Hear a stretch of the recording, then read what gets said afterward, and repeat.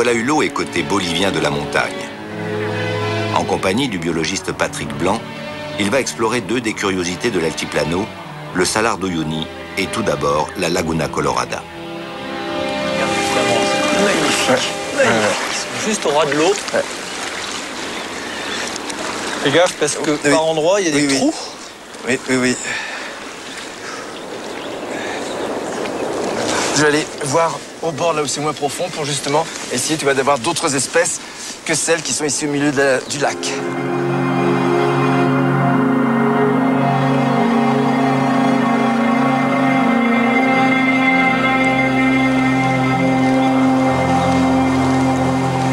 En fait, c'est un dépôt de gypse. Et dessus, il y a du chlorure de sodium, c'est tout simplement du sel de mer, quoi. Ou du sel de table. Par contre, ce qu'on ne sait pas tellement expliquer, c'est pourquoi il y a ces icebergs. Enfin, tant est qu'on puisse les appeler des icebergs, enfin, ça y ressemble. C'est probablement les vestiges d'une époque où les eaux étaient plus hautes. Quelques mètres, et où il y avait une couche de sel plus importante. Ils sont tous à la même hauteur, donc ça plaide vraiment pour une variation de niveau.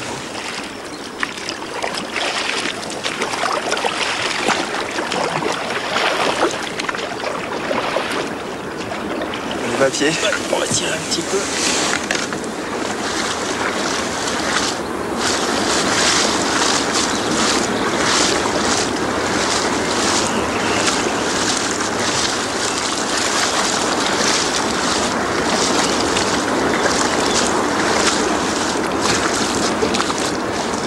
Mais bon, fais gaffe où tu poses les pieds. Oui, parce que faut savoir qu'ici il y a des sables mouvants, tu vois. Oui, il faut faire. Il suffit pas de dire aller ici. Ça va? Tu restes oui. un peu trop longtemps. Oui, non, mais c'est des vrais sables. Il faut faire gaffe. Hein. C'est vraiment. Faut se méfier, n'empêche. Hein. Ah, oui. Ça va? Ça va. Mais là-bas, ça va être meilleur.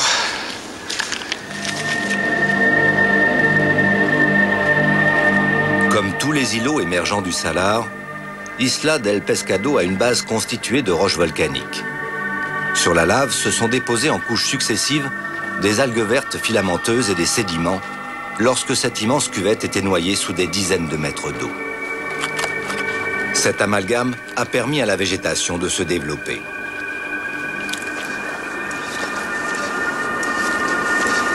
Attention parce qu'il y a des tout petits. Oui. On voit à peine et je suppose que les aiguilles doivent être capables de te transpercer une semelle de chaussure. Sans aucun problème. Hein? Oui.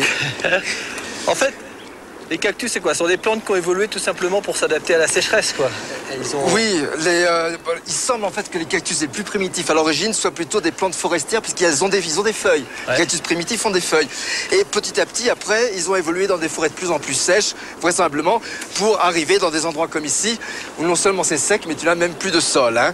Oui, mais enfin, c'est quand même des plantes qui ont abandonné les formes habituelles du végétal pour adopter des formes quelquefois plus proches du minéral. Voilà, ils ont donc perdu leurs feuilles au fil de l'évolution. En revanche, la tige, elle, c'est elle qui est devenue chlorophyllène, c'est-à-dire que donc là, les tiges sont vertes, la photosynthèse se fait dans les tiges. Il n'y a plus de feuilles, donc ça réduit la transpiration. Et cette forme très très cylindrique, évidemment, elle aussi contribue à réduire la transpiration. La forme cylindrique, c'est la tige qui est devenue, en fait, c'est ce qu'on appelle une plante succulente. Voilà. C'est-à-dire qui fait de la rétention d'eau. Voilà, exactement. Et ça lui permet de tenir de longues périodes de sécheresse. Voilà, mais ce qu'il y a, en fait, quand tu vois là, comme on voit au sol, les vieux qui sont morts, en fait, ça n'est pas que de l'eau, hein, le cactus. Il se tient droit aussi grâce à du bois. On voit très très bien ce bois qui est très très ajouré et qui donc, tu vois, ces deux phénomènes, la succulence liée à l'eau et le bois qui maintiennent le cactus droit. Et alors les épines, ce sont des feuilles quand même, les épines? Non. Non, pas vraiment. Les épines, enfin, les botanistes sont toujours pas d'accord, mais tu vois, quand on voit très bien, à chaque fois, tu as une zone qui est ce qu'on appelle l'aréole. Donc, tu vois, un petit rond avec des petits poils blancs. Et là, tu as donc, on pense qu'à l'origine, il y avait une feuille, comme on retrouve chez certains cactus primitifs. Mais là, donc, toutes ces épines, on pense que c'est lié plutôt à des rameaux courts, modifiés, et donc, non pas du tout à des feuilles.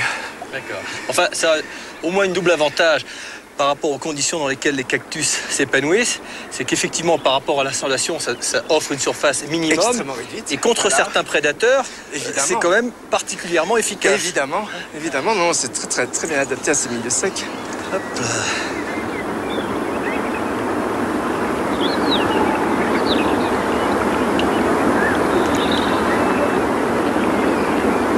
On a une idée de la rapidité de la croissance des cactus? Bah écoute, ça c'est quelque chose qui est extrêmement variable. En fait, en gros, un cactus pousse s'il a de l'eau, et s'il n'a pas de l'eau, il ne pousse pas, ou il pousse quasiment pas. Ça se met de quelques millimètres. Ça peut aller d'1 centimètre par an à 10, 15, voire plus. Ouais. Donc tu vois, c'est très dur de donner un âge, parce qu'on dit toujours beaucoup de bêtises sur les âges tant qu'on n'a pas vraiment des mesures très exactes en faisant des carottages pour voir les accroissements. Et là, il n'y a pas d'accroissement chez les cactus. Oui, tu n'as pas de cercle concentrique, voilà, comme chez les arbres, par exemple, qui permettent de connaître leur âge.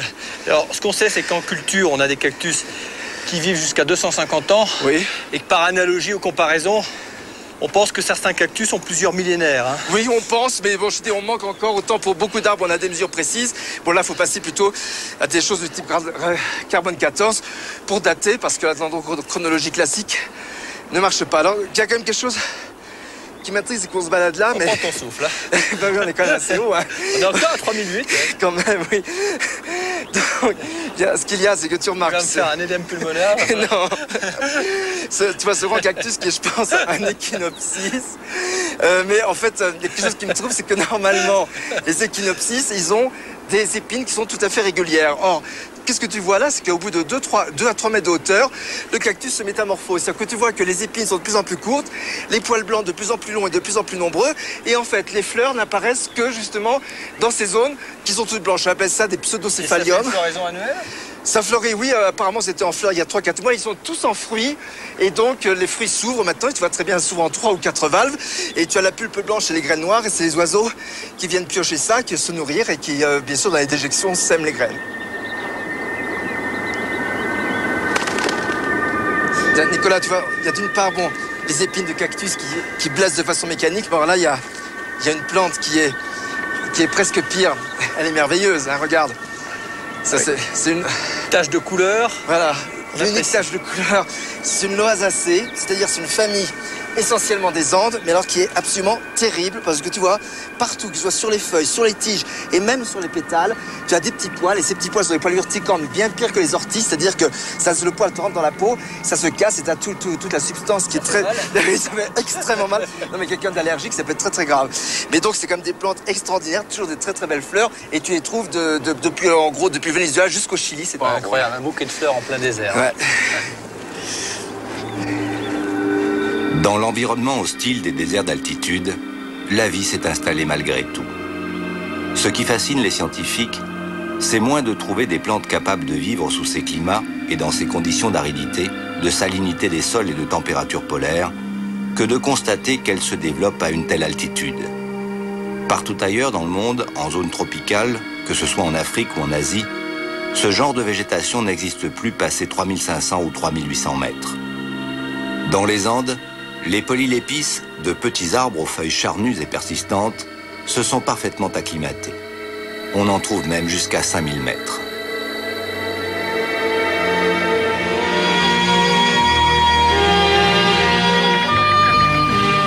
L'aigle a été et reste l'emblème de nombreux empires et nations. Le flamant rose de la Laguna Colorada aurait pu être celui de la Bolivie.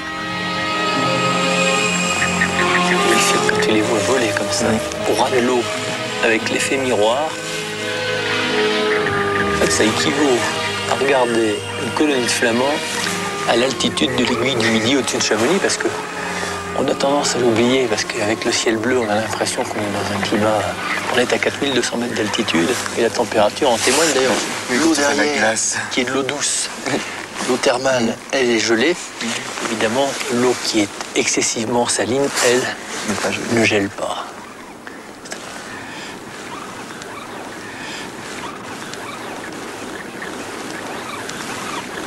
Il y a 6 espèces de flamands au monde, et très curieusement, on trouve 3 espèces, ce qui est énorme, de flamands dans les Andes. Il y a 2 espèces assez communes, qui est le flamand des Andes, justement, et le flamand chilien.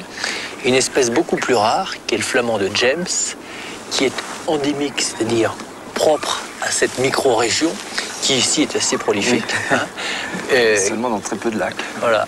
Ce qu'il y a de remarquable, c'est qu'au point de vue nourriture, finalement, ils se partagent vraiment deux niches écologiques. C'est-à-dire que le flamand du Chili, qui est proche de celui de chez nous, lui, il se nourrit de la même façon. C'est-à-dire qu'il ramasse essentiellement les crustacés qui sont dans la vase, alors que les deux autres, celui des Andes et celui de James, eux, se nourrissent de diatomées, c'est-à-dire de ces fameuses algues unicellulaires. Elles sont minuscules, elles font à peu près 60 microns, ils ont 60 millièmes de millimètre, donc il faut qu'ils en consomment des quantités énormes. Et donc, ce qui est remarquable, c'est qu'il y en a un qui mange des animaux qui ont eux-mêmes mangé des algues, et les autres qui mangent directement les algues. Tu veux dire qu'il y en a un qui est végétarien, oui, et l'autre qui est carnivore. Voilà, ça c'est incroyable.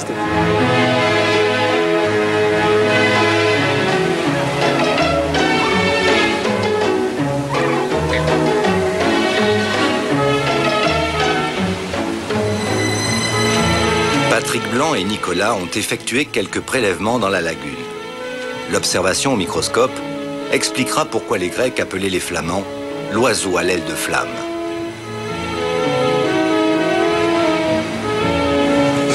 Avec des pots de confiture. tu vas voir la gelée qu'il y a dedans. En plus, c'est marrant parce qu'en transparence, on retrouve bien la coloration. Ah, tout à fait fidèle. Ah, oui, oui, c'est tellement dense les algues à l'intérieur. D'accord. Et on va nous montrer que contrairement aux apparences, voilà, ces lacs grouillent de vie. Ah oui, oui, oui. Hein, et c'est intéressant de voir de temps en temps que ce qui n'est pas visible à l'œil nu, pour autant, n'est pas insignifiant, voilà, parce que c'est le début d'une chaîne alimentaire. Tout à fait. Alors là, je crois que le mieux, c'est quand même qu'on commence par ce fameux jus orange qui caractérise la Laguna Colorada. Alors le mieux, on va regarder tout de suite au microscope les fameuses petites dunaliella. Ce sont des algues unicellulaires. Hein. Ce sont des algues unicellulaires, tu vas le voir. On essaie de situer les choses, mais dans la pyramide du complexe, on est vraiment en bas de l'échelle, quoi. Ah oui, mais ce sont des plantes à part entière. Ah, totalement. Comme les plantes supérieures font la photosynthèse, donc participent à pourvoir l'atmosphère d'oxygène. Bien sûr. Parce que ce qu'il faut expliquer, ce qui fait la spécificité des plantes, c'est qu'elles sont capables, à partir de substances minérales, de fabriquer par la photosynthèse leur propre substance organique. Ça, c'est un des miracles pour moi de la vie, parce que c'est une passerelle entre le règne minéral et le règne végétal. C'est qu'à partir d'éléments inertes, on fabrique la vie. Et alors que les animaux, eux, il faut qu'ils aillent se nourrir, parce qu'ils ne peuvent pas se fabriquer leur propre nourriture. Bien sûr. Alors, voilà. Bon, bah écoute, regarde. Là, tu vois très très bien. Regarde là, on voit très très bien cette forme donc ovale allongée. Ouais. Tu vois des halos verts qui correspondent à l'unique chloroplaste qui entoure complètement la cellule. Et à l'intérieur, tu vois tous ces petits globules qu'on voit très très bien orange vif, ces globules de carotène que contient l'algue. Et donc, ils sont mangés après par les petits crustacés, pas par les flamants roses. Hein. D'accord. Mais alors, ce qu'il y a d'intéressant aussi, on va regarder dans ce bocal-là, c'est donc les autres algues qui n'ont rien à voir, ce sont donc les fameuses diatomées. Alors, il faut savoir que ces lacs étaient totalement inconnus jusqu'à ce que Simone Servan, il y a une quinzaine d'années, les explore tous. Elle a mis en évidence qu'il y avait en fait près de 300 espèces de diatomées qui donc... Propres à la région. Propres à la région. Alors, je voudrais te montrer comme celle qui sert essentiellement de nourriture à nos deux chers flamands roses, c'est-à-dire le flamand des Andes et le flamand de James. C'en est une autre qui a un très joli nom aussi, c'est Sourirella, qui est très ovale. Tiens, voilà, regarde, une. Là, tu vois très très bien, tu vois cette forme ovale avec le squelette. Alors, elle est plus grande que les autres, tu vois. C'est ça dont se délectent nos flamands. Voilà, elle fait à peu près 60 microns, 60 millièmes de millimètre, et c'est ça qui sert de nature au flamand rose.